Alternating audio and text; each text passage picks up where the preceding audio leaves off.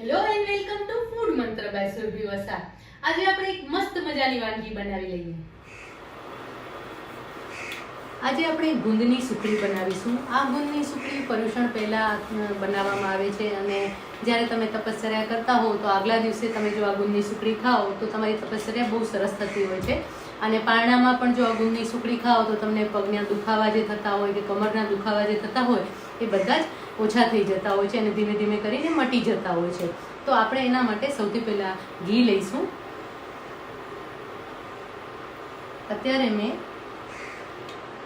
પોણો કપ ઘી લીધેલું છે. એમાંથી મેં 1 ચમચી જેટલું ઘી 2 ચમચી જેટલું ઘી રેવા દીધું છે. પોણો કપ ઘી લઈશું અને 1 કપ આપણે ઘઉંનો લોટ લેવાનો છે.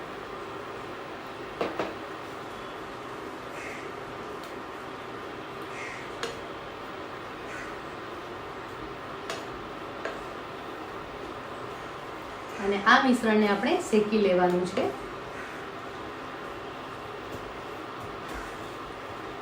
હજી એની અંદર ઘી આપણે એડ કરી લઈશું.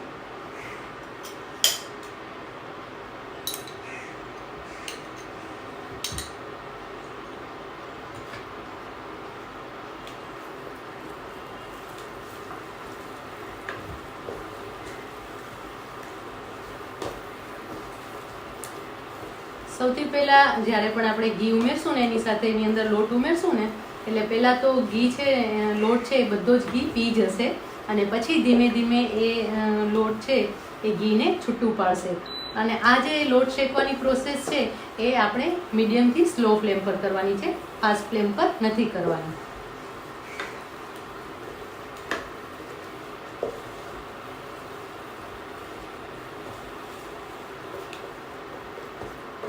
જો આ રીતે લોટને આપણે પહેલા શેકીશું. થોડો શેકાયો છે અને થોડો લસબસતો થયો છે. આવું થાય ને પછી આપણે એની અંદર ગુંદ ઉમેરવાનું છે. ગુંદનો મેં અધકચરો ભૂકો કરી રાખ્યો છે. સૌથી પહેલા તો આપણે એની અંદર 1 ચમચી ઘી ઉમેરી લઈશું.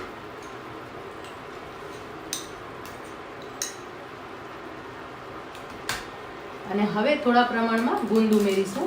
અધકચરો ભૂકો કરેલો છે ગુંદનો.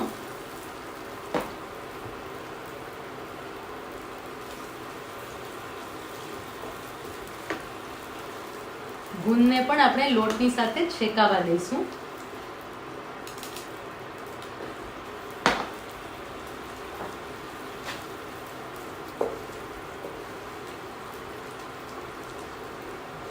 ધીમે ધીમે જે ગુંદ છે એ સરસ રીતે ફૂલવા માંડશે અને એકદમ એનું ટેક્સચર અલગ થઈ જશે.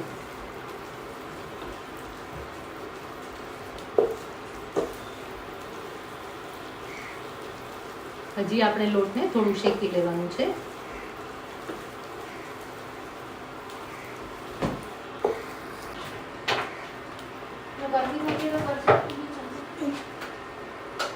હજી આપણે 1 ચમચી ગુંદ ઉમેરીશું અને આ ગુંદ છે ને એ થોડો આખો લઈશું. એટલે આ ગુંદ છે એ દેખાવમાં બહુ જ સરસ લાગશે.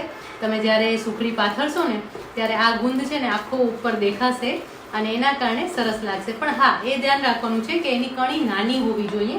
જો તમે જોઈ શકો છો કે આ જે ગુંદ છે ને એકદમ ઝીણી કણીવાળો છે. આ રીતનો ગુંદ લેવાનો છે. બહુ મોટા ટુકડાવાળો ગુંદ આપણે નથી લેવાનો. અને એને પણ સરસ રીતે શેકી લઈશું.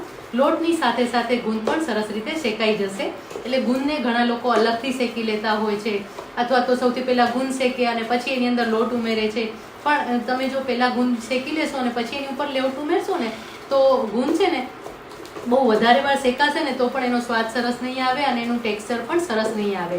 એટલે લોટ જ્યારે અડધો શેકાવા આવે ત્યારે એની અંદર જો તમે ગુંદ ઉમેરશો ને તો ગુંદ સરસ રીતે ફૂલી પણ જાય છે, કારણ કે લોટની અંદર અને લોટ અને ઘી બંને છે એટલા માટે. અને સૌથી પહેલાં તમે જ્યારે ગુંદ ઉમેરી અને ગુંદને શેકશો ને તો શું થશે કે તમે વધારે પ્રમાણમાં ઘી લેશો અને એ વધારે પ્રમાણમાં ઘી લેવાના કારણે જ્યારે લોટ ઉમેરશો ત્યારે પણ તમારે થોડું ઘી વધારે ઉમેરવું પડશે. એના કારણે સુખડીમાં જે ઘી છે ને એનું પ્રમાણ ખૂબ જ વધી જશે અને વધારે પ્રમાણમાં ઘીવાળી સુખડી તૈયાર થશે. એટલા માટે આ એની પરફેક્ટ રીત છે. હવે આ મિશ્રણ થોડું ગુલાબી રંગનું થાય ને ત્યાં સુધી શેકીશું.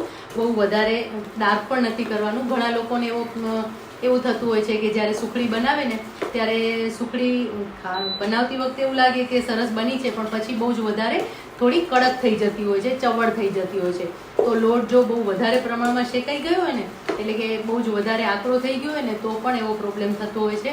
અને લોટ જો થોડો કાચો રહ્યો હોય તો પણ એવો પ્રોબ્લેમ થતો હોય છે. જો હવે આ ગુંદ છે એ સરસ રીતે શેકાઈ રહ્યું છે, દેખાય છે ને, એકદમ સરસ રીતે ફૂલી ગયો છે.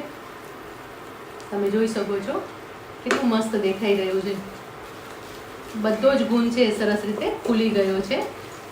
હવે એને આપણે લગભગ 1 મિનિટ માટે શેકીશું, એટલે એનો સરસ જે લોટ છે એનો સરસ કલર પણ પકડાઈ જાય અને ગુંદ એકદમ સરસ ફૂલી ગયો છે. જો તમને એવું લાગતું હોય કે આખા દાણા નથી જોઈતા તો થોડુંક આવી રીતે તમે કટ પણ કરી શકો છો, પણ ગુંદની સુખડી બનાવી રહ્યા છીએ એમાં ગુંદ દેખાય તો જ સરસ લાગે છે.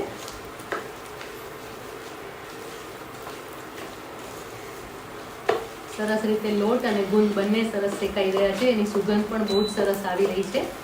અને હવે આપણે ફ્લેમ ઓફ કરી દઈશું અને 1 મિનિટ માટે હલાવતા રહીશું, જેથી કરીને લોટ છે એ આપણો એકદમ પ્રોપર તૈયાર થઈ જાય.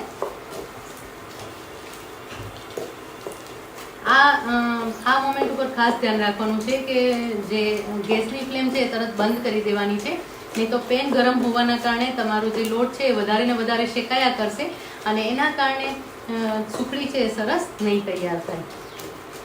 હવે 1 મિનિટ માટે આવી રીતે હલાવતા રહીશું. સરસ રીતે મિશ્રણ એકદમ સરસ તૈયાર થઈ ગયું છે અને કલર પણ સરસ આવી ગયો છે. હવે એની અંદર આપણે ગોળ ઉમેરવાનો છે. અત્યારે મેં 1 કપ ગોળ લીધેલો છે. જેટલા પ્રમાણમાં લોટ હોય એટલા પ્રમાણમાં જ ગોળ ઉમેરવાનો છે. ગોળને મેં ભાંગી લીધો છે અને આપણે ગોળ ઉમેરી લઈશું. ગોળની સાથે સાથે જ આમાં 1 ચમચી ઇલાયચી પાવડર,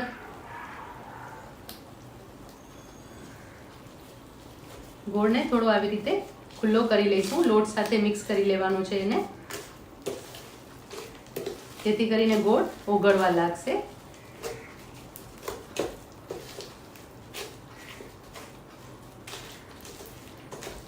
ગોળ ઉમેર્યા પછી આ મિશ્રણ છે ને બહુ વધારે પ્રમાણમાં હલાવવાનું નથી, હળવા હાથે જ હલાવવાનું છે. ઘણા લોકો એકદમ સરસ રીતે મિક્સ કરતા હોય છે ને એના કારણે પણ એમની જે સુખડી છે એ વધારે કડક થઈ જતી હોય છે. અને ગોળ એનું કારણ એ થાય છે કે ગોળનો છે ને બહુ જ વધારે પ્રમાણમાં હલાવો અને પેન ગરમ હોય તો ગોળનો પાયો તૈયાર થઈ જાય છે અને એ પાયો તૈયાર થવાના કારણે તમારી સુખડી છે એ ચવડ બની જતી હોય છે. અને બીજું પણ એ છે કે તમે જ્યારે પણ ગોળ ઉમેરો ત્યારે સરસ સુધારીને અથવા તો એને સરસ રીતે ખાંડી લેવાનું છે, એવો ગોળ ઉમેરવાનો છે, તો ગોળની સુખડી સરસ તૈયાર થાય છે. પ્રોપરલી બધું જ મિક્સ કરી લેવાનું છે. અને જ્યારે પણ ગોળ ઉમેરીએ ને ત્યારે ફ્લેમ ઓફ કરી દેવાની છે. જો ફ્લેમ ચાલુ હશે ને તો પણ ગોળનો પાયો તૈયાર થઈ જશે અને જે સુખડી છે એ વધારે કડક તૈયાર થશે. જો સરસ રીતે ગોળ મિક્સ થઈ ગયો છે. હવે એની અંદર આપણે 1 ચમચી સૂંઠ પાવડર ઉમેરી લઈશું, 5 ચમચી ગંઠોડા પાવડર ઉમેરી લઈશું. સૂંઠ, ગંઠોડા અને ગુંદ આ ત્રણેય વસ્તુ એવી છે કે જે તમારા શરીરના કોઈ પણ દુખાવા હશે ને તો એને એમાં રાહત આપશે અને તમને શક્તિ પ્રદાન કરશે. એટલે ઘઉં, ગોળ અને ઘી આ 3 વસ્તુનું મિશ્રણ તૈયાર થશે એટલે તમને એકદમ સરસ શક્તિ મળશે. તમે લાંબા ઉપવાસ કર્યા હોય તો આ સુખડી તમારા બહુ જ કામમાં આવે છે. શરૂઆતમાં નહીં પણ પછી તમે રોજ એક નાનો ટુકડો ખાશો ને તો તમને સરસ શક્તિ મળશે. હવે આ મિશ્રણ એકદમ સરસ તૈયાર થઈ ગયું છે. આપણે એને થાળીમાં પાથરી લઈએ. હવે આ સુખડીના મિશ્રણને આપણે થાળીમાં પાથરી લઈશું. અત્યારે તમને એવું લાગે છે કે આ મિશ્રણ એકદમ છૂટું પડેલું છે, પણ ના, છૂટું નથી પડેલું. આની અંદર આપણે ગુંદ ઉમેરેલો છે એટલે ગુંદના કારણે એનું આવું ટેક્સચર છે. તમે એને જ્યારે દબાવીને બરાબર પ્રેસ કરીને વ્યવસ્થિત કરશો ને ત્યારે એકદમ સરસ રીતે તૈયાર થઈ જશે. મિશ્રણને આપણે દબાવી દેવાનું છે.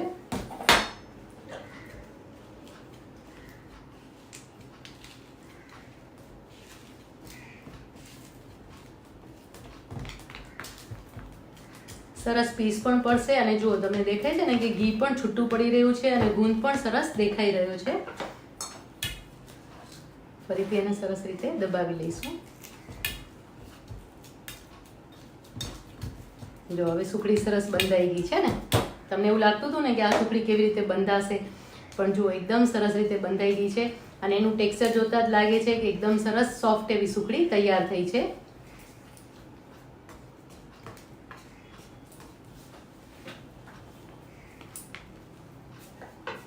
હવે આ સુખડીમાં આપણે કાપા પાડી લેવાના છે. 1 મિનિટ રેસ્ટ આપી અને પછી એના કાપા પાડી લઈશું. ગુંદની સુખડી સરસ સેટ થઈ ગઈ છે. હવે એને કટ કરી લઈશું આપણે અને કાપા પાડી અને ઠંડી થવા દઈશું અને પછી ડબ્બામાં ભરી લેવાની છે. આ સુખડી લાંબો ટાઈમ સુધી સરસ રહી શકે છે. અંદર જે ગુંદ છે એ સરસ શેકાઈ ગયો છે અને એનો સરસ અવાજ પણ આવી રહ્યો છે. એકદમ ક્રિસ્પી થઈ ગયો છે ગુંદ અને સુખડી પણ એકદમ સરસ સોફ્ટ તૈયાર થઈ છે.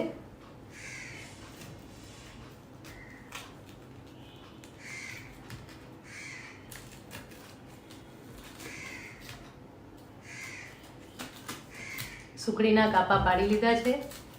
હવે આપણે એને ઠંડે થવા દઈશું અને પછી આપણે એને સર્વ કરી લઈશું. ગુંદની સુખડીને આપણે સર્વ કરી લઈએ. એકદમ સરસ એવી ગુંદની સુખડી તૈયાર થઈ છે. તમે જોઈ શકો છો કે બહુ જ સરસ લાગી રહી છે અને એની સોફ્ટનેસ પણ બહુ સરસ છે. હું તમને એક કટ કરીને બતાવું તો તમને ખબર પડશે. જુઓ આ જે છે એકદમ સરસ ક્રિસ્પી થઈ છે અને એની સાથે એકદમ સરસ સોફ્ટ પણ થઈ છે ને. એકદમ સરસ ગુંદની સુખડી તૈયાર થાય છે. મોઢામાં મૂકતા જ ઓગળી જાય ને એટલી સરસ સોફ્ટ એવી તૈયાર થાય છે. અને આ ગુંદની સુખડી તમે પર્યુષણના પારણામાં અથવા તો અત્તરવારણામાં ચોક્કસથી બનાવજો. અને બહારથી કોઈ વસ્તુ લાવવાની જરૂર નથી. ઘણા લોકો સૂટ ખાતા હોય છે, ઘણા લોકો પેક ખાતા હોય છે અને ઘણા લોકો આ ગુંદની સુખડી ખાતા હોય છે. તો મસ્ત મજાની પર્યુષણ સ્પેશિયલ આપણે ગુંદની સુખડી બનાવી લીધી છે. તો આવી જ નવી પર્યુષણની વાનગીઓ જાણવા અને શીખવા માટે જોડાયેલા રહેજો. ત્યાં સુધી આવજો.